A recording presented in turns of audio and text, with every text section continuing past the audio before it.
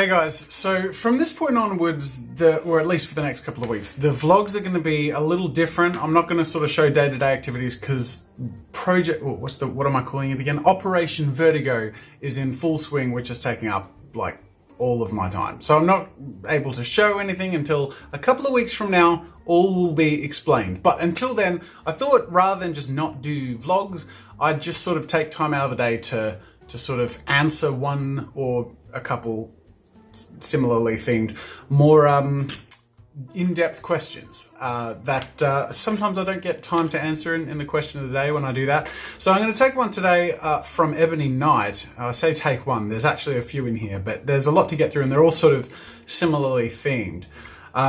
So she says, I know you, PJ and Mrs. Jazza work extremely hard to maintain the quality of this channel, but how do you all manage to keep your motivation and engagement at a level where new ideas flow?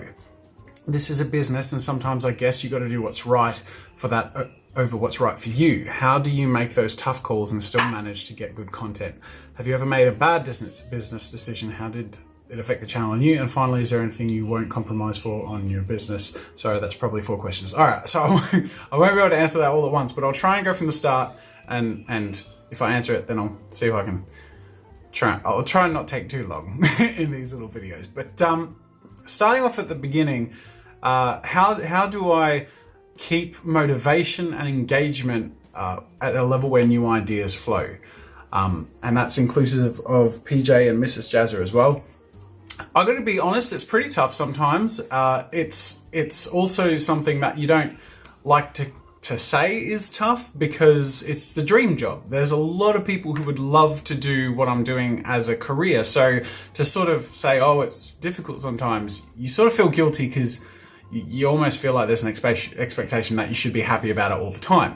I'm happy about it most of the time, but there are times, as your question sort of obviously understands, that it's really hard to feel particularly creative and feel really just excited about something. And I actually, there's a philosophy that I sort of have that is the opposite of that PewDiePie video, you know, where the video he did called Forced Positivity, where essentially the idea is on YouTube, people sort of expect to see positivity and therefore popular YouTubers or people trying to become popular YouTubers sort of fake positivity in order to be the right thing. And essentially the idea is that that's not healthy very much, or it's also not sustainable and it's not ideal. Creativity is different. Creativity sometimes has to be forced. Especially if it's your job. Is it something that you can maintain in the long term if you force through some of the barriers? And if you can do that, then it is something you can do as a job. But there are some people who need creativity to feel spontaneous, to feel sort of organic, and forcing it or having deadlines or having structures in place or a schedule sort of diminishes that. And I wouldn't encourage those people to get trapped in a career because then it might kill the very thing that they love. I, however, tend to really work well under pressure. Anyone who wants to work in a creative career needs to have that, needs to be able to work well under pressure and have the ability to push through creative blocks, even if they're not feeling it, if they don't have the energy or the passion at that moment. You have to force creativity to get creative sometimes, quite a lot. There's, let's say, like at least one day a week, usually 1 or 2 days a week, where I'm not feeling excited about what I'm going to be doing before I do it. But I've learned that that's like going to the gym and thinking, oh, I really don't feel up to going to the gym today. What you don't do is not go to the gym.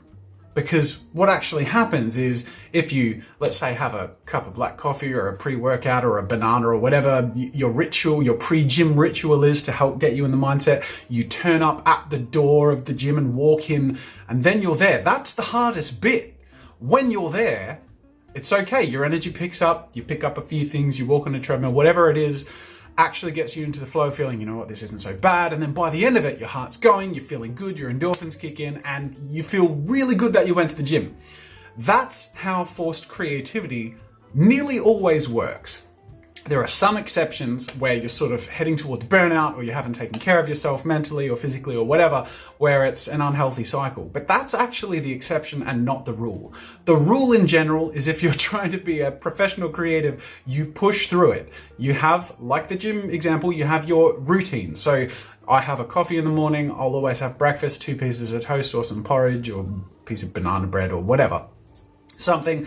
I'll get in my office by 9 o'clock and I'll have my day lined up for me. I have a whole month usually sort of roughly blocked out, and then as each week comes along, I'll sort of refine that up based on how I'm feeling, what I think is sort of topical or what feels right at the time, but then also balancing feeling with, what needs to get done. And sometimes I get to the days where what needs to get done isn't what I want to do, or what I've planned is something I'm locked into that I can't change and that I don't feel in the mood for. But that's okay, because we're at the gym door, so to speak. Metaphor, I'm like jumping between the real example and the metaphor. But all you need to do is start.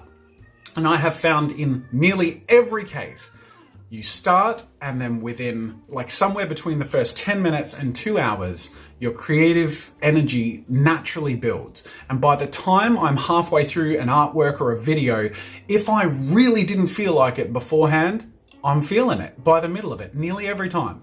So it's not quite the same as forced positivity, because forced creativity actually brings on creativity. And I just think that's, I hope that answers your question. And I feel like Mrs. Jazza and PJ feel the same, but I can't speak for them, so I won't try and answer for them. But I do think sometimes it's hard to get in the swing of things, but when things are moving, it's like pushing a car. Here's another metaphor for you. Forced creativity. I actually wanted to do this as a video on the main channel, but I don't know, I never got around to it. Because I wanted to use the analogy of pushing a car, like to roll start it or whatever. It's the first few steps that are hardest. You're pushing really hard, but once the momentum is going, it's okay. You can move it faster. You're feeling good. You've done it. But it's just that first bit that sucks the most. But when things are rolling, then things are going, and that's a long answer to the start of the question, and there's more to come. I'm just going to get through all of these in this one question because I want it to feel like a semi-helpful answer to it, and I'm not editing this video if you can't tell, so I'm just you're just getting whatever the hell comes out of my mouth right now. All right, what else have you got? How do you make those tough calls and still manage to get good content? Have you ever made a bad business decision, and how did it affect the channel and you? Yeah, look, I make bad decisions all the time. The funny thing is, my best decisions are creative decisions. My worst decisions are business decisions. And that's where Mrs. Jazza is my better half, because she helps me with the creative side. I help her with the business side, but really I make a lot of the creative decisions and she makes a lot of the business decisions. That we're sort of like this yin and yang, so she has the bulk of one side, I have the bulk of the other, but we also have a little dot of each other's thing. It's really this harmonious thing. I'm very lucky to have her. But as far as making bad business decisions, usually it comes down to when I make a decision without supervision or I don't know, like most of my worst business decisions are actually back in time, sort of early days of the channel or before the channel. But I mean, I can't really think of any significantly bad ones, because to be honest, the thing I've learned the most in doing what I'm doing is if I've made a bad decision or I've stuffed up, to just be really transparent and share that with you guys, talk through the recovery or whatever it is. Bad business decision was a year and a half ago when I was overworking and I burnt out. I shared that process with you guys and my sort of overcoming it and how that, like, you guys were super supportive through all of that. And that was a bad creative and business decision, but you just move forward and you create a plan and you are transparent and communicative with whoever you're working with, your audience, your sponsor or client or whatever, your partners. That's how I get through that. And finally, is there anything you won't compromise on for you or your business? Sorry, that's probably 4 questions hiding in there. What I won't compromise on. That's a really good question, because I can be really stubborn creatively, and that's where Mrs. Jazza struggles with me sometimes, because I'm an artist. I think where I don't compromise is, it's hard to define because it's really feeling based. You know what I mean? If something doesn't feel right, I don't want to do it.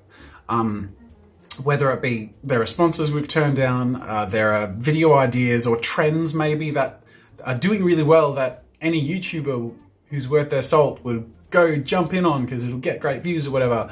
Even like repeating the same ideas. There are some video themes on my channel that I know perform really well, right? That I've done 1 or 2 videos of and not done since. And I might do again if I think of a great idea, but I think the core of it for me is the thing I don't want to compromise on is taking things to the next level or offering something new.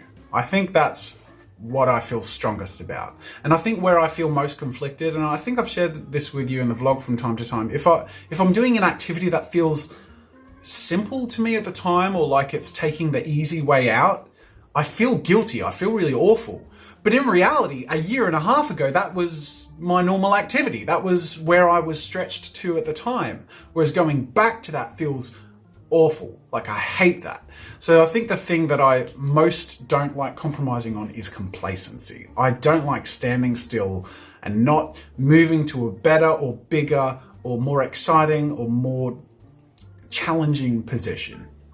So, and as you'll see with Operation Vertigo, which I'm very excited to reveal to you guys when it comes along, but until then, you're gonna have to stay in the dark. I hope this was an informative answer, and they're all sort of similarly themed in that one answer, and I'll take a few more over the coming couple of weeks, and hopefully you'll find these videos a little bit interesting, a little bit of a deeper insight into the inner workings of the channel or my mind or whatever you guys have been asking. So thanks for watching. Make sure to like this video and blah, blah, blah, blah. I never say that stuff on this vlog, do I? So what's the point of saying it now? I feel like I'm presenting to the main channel because I'm just sitting here talking to the camera.